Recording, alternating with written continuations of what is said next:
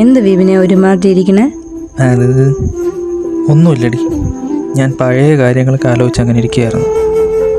എത്ര ഫ്രണ്ട്സ് ഉണ്ടായിരുന്നേ ലൈഫിൽ എന്നും കൂടെ ഉണ്ടാവുമെന്ന് വെച്ചുകൊണ്ടിരുന്ന പലരും ഇന്നൊരു ഫോൺ കോണ്ടാക്ട് മാത്രമായിട്ട് മാറി.